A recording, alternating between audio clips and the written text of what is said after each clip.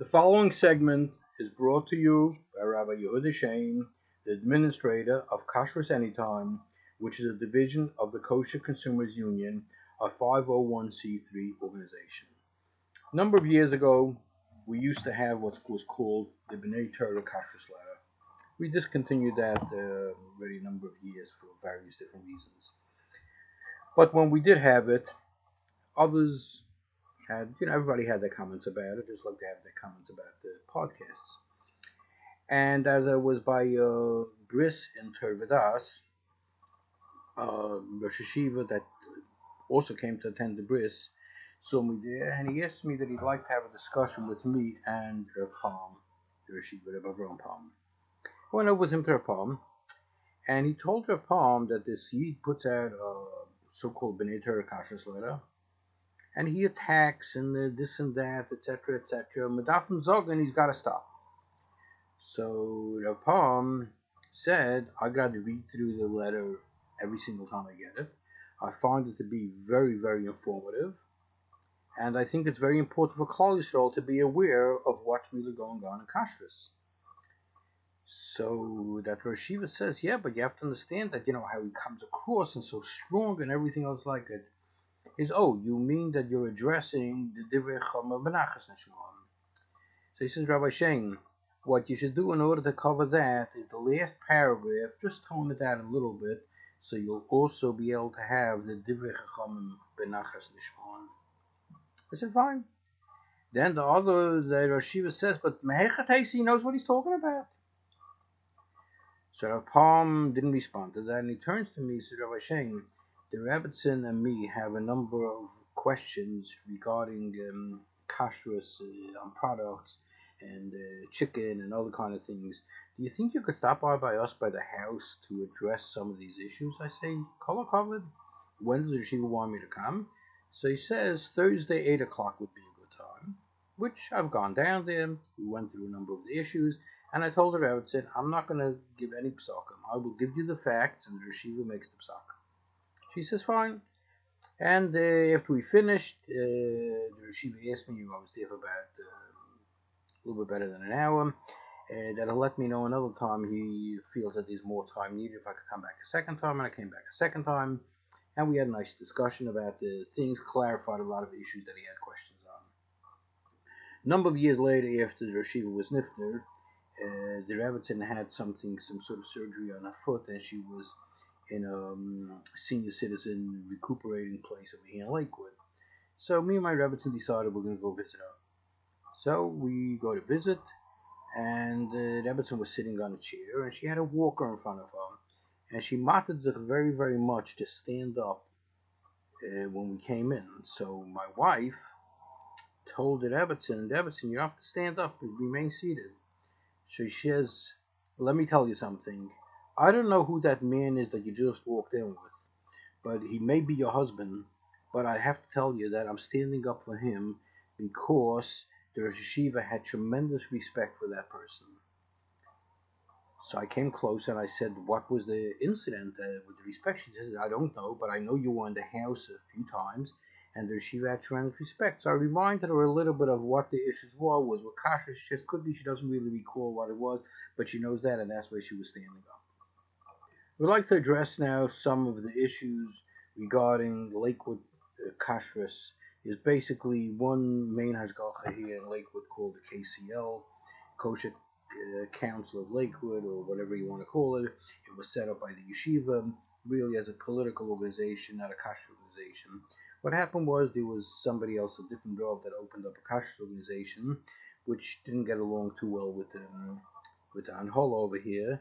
So they notified one of Askana, and we have to have within a week set up a kashrus organization. So they went and set up a kashrus organization within a week, whatever it was. It says, I've said before already, that not the Kashrus Olav Shalom had very interesting uptight on many things. He said an organization that's set up for illegitimate purposes can only produce an illegitimate. So we'll go through a few of the things over here, what it is, and the Tzibur Nebuch has nobody else to rely on because this is what they have over here. And they're extremely upset, but they're at a loss what to do because there is the backing from the Anhola. But the fact is the army marches on its stomach, So that's what it is. So we'll go through some of the attributes of the KCL, which I'll call it that. There was a very recent incident. I mean, now it was basically July 31st, but there was a very recent incident of infested cherries, jar cherries. The kosher certifiers put out an alert 2 weeks later on July 18th, 2019, which is basically just about 2 weeks ago. The KCL was aware of it, of this infestation, a full 2 weeks or more before the public announcement came out, but they refused to notify anyone, even when asked. I've asked, others have asked, do you know of any problem with cherries? People have said, they were in a cup, this and that.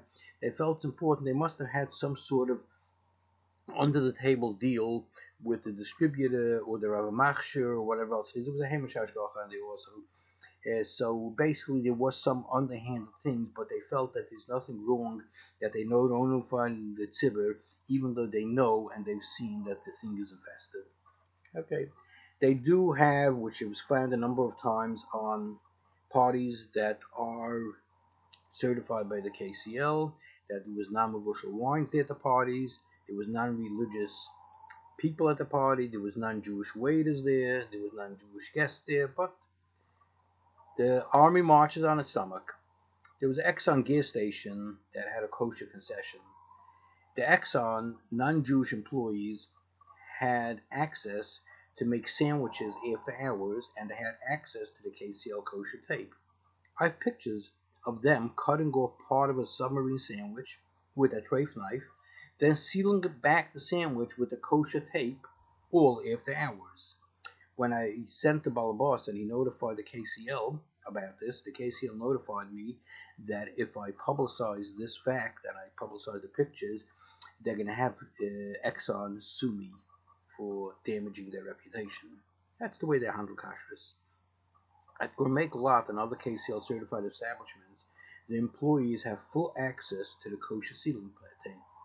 So, in practical application, it's not a chosim at all if the goyim have access to it.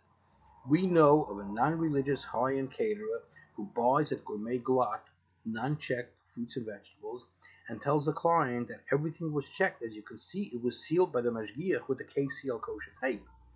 I told Ashgacha, but they continued to leave in full access to the goyim with the KCL tape. They have as much as they need. They allow takeout stores to rent out their crockpots, utensils for Shabbos to anyone and everyone. Whatever they're going to put in there, whatever else it is KCL approved, not KCL approved, but no problem. Their Shabbos and Yom Tov mashgichim are not all necessarily Shemer Shabbos.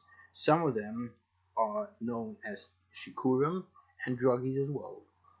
The waiters, the non-Jewish waiters or other waiters fill up the urns on Shabbos morning and do other malachas on Shabbos.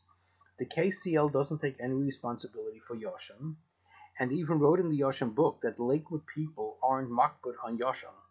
That's why they don't take care of Yasham. By the way, Lakewood people are assuming that KCL is taking care of Yasham. And when I spoke to the one that published the book, Rabbi Herman al-Vashalom, he told me that he sells more books and has more questions of people in Lakewood than any other place in the world. How could KCL say that Lakewood people are makbid on Yasham? But that's what it is. In order not to take any responsibility to do anything, just they run it, basically like the mafia. Protection money. Lately, the KCL writes in the Yasham book that the flour is Yasham, but they don't take responsibility. So how do you know it's Yasham? The KCL allows stores to sell raspberries, blackberries, and fruits and veggies that require checking by posting a disclaimer sign in the store that these items require bedikas. There is nobody that could check raspberries. Nobody that could check blackberries.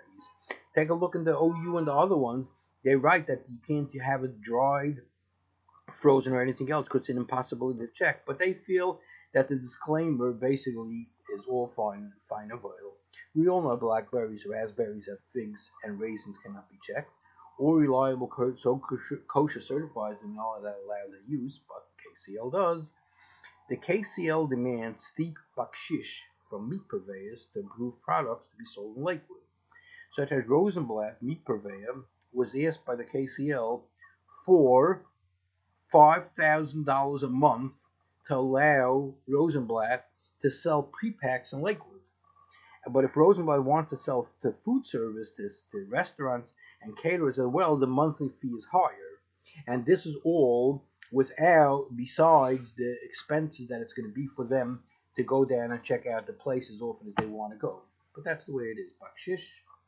A caterer was afraid that he was caught being Mechal Shabbos when he was short on some products. Motzei Shabbos, he went to the KCL administrator and told him, "Hey, I fouled up on something on Shabbos. It was an error. Here's your son's bar mitzvah present." Now he was sure the KCL administrator will forgive him, and he never heard another word about it from them. Some stores may sell certain products while others can't, depending on the financial arrangements made in advance with the KCL. There are approximately 100 establishments under the KCL, maybe perhaps more than that. There are a total of 2.5 part-time mashgiachim assigned to check all of the 100 KCL certified facilities. The main mashgiach also works for one of the largest supermarkets, so he doesn't have much time either to check. The administrator himself does not check any of the facilities. It's below his dignity. They also give hashgacha in people's that they cook in their own houses, etc., etc. Question is how do they have access to go in, but that's for another time. The rabbinical board has never visited any of the certified facilities. Okay, very responsible. All of the food service places love the KCL hashgacha setup, as they could do, and they do use anything and everything that they want, as they'll never get caught. Just make sure to pay your dues on time. That's what all of them say. You pay your dues on time, you'll never hear from them. Everything will be just fine and dandy. By the KCL, what's called a Shabbos drop-off, even in a shul or hall, does not require mashgiach, which is a $400 savings to the Baal Simcha. The KCL caterer does have some of his utensils at the drop-off job, no mashgiach. The caterer makes you use his own waiters. He makes a few $100s on that. The caterer's waiters will make sure to take care for their boss. If the fire goes out, or it's too high or too low, they'll adjust it. Or if the urn needs adjusting or water added, they'll take care of it. As they say, it's Yontif and Tavachim when you have a KCL hashgacha. What's about the boss and the Salmon among other issues? Well, that's when you're eating from KCL, that's part of it that you have to be careful of. It's not going to help you being careful. Who controls the caterer's hotbox? Who has the key to the locked hotbox? You guessed it, the guy. Who checks his other equipment? The party planners are putting their items in the warmer and the oven, and the guy will put in his food to heat up just as well. Defining a drop-off. Any other reliable hashgacha will only allow drop-off in a person's house, but not in a shul or a hall, and no caterer's utensil may be used, only disposables. The KCL is the lowest standard of these issues, if you want to call it a standard. Regarding KCL pizza or other items requiring mechosim, be aware that the delivery goyim all have rolls of kosher tape in their cars, and they put it on when they arrive at the destination. They take the box of the pizza, put it into the car. What they do, nobody knows. But before they go into the person's house, they take the roll of tape, put on some tape on it, and it's blessed. The other day at a Suda for a bris, KCL caterer set up a full milchik spread, cream cheese, milk, everything. The waiters also put down on tables cold cut platters made from fleischiks. Until someone told the waiters these tables are dairy, you can't put meat platters. The waiters removed them and said, "I'm sorry," and put them on the milchik coffee station instead. All under the KCL. The Baal Simcha provided the platters, not the caterer. The caterer's waiters did not know how to deal with this type of situation. This is so common that a Kashrus certifier should have in place guidelines for this type of scenario. No, it's not acceptable to cover yourself with a disclaimer. We don't allow any family or friends to bring in anything, as it's a Sudas mitzvah. An arrangement must be made to accommodate the obvious. KCL administration policies include doing inspections on Fridays so the mashgiach can take food home for Shabbos on the house. Till one takeout owner said, "Please, I'll give you 10% off, but not for free. This is totally unethical." To be continued at another date. Thank you and kol tov.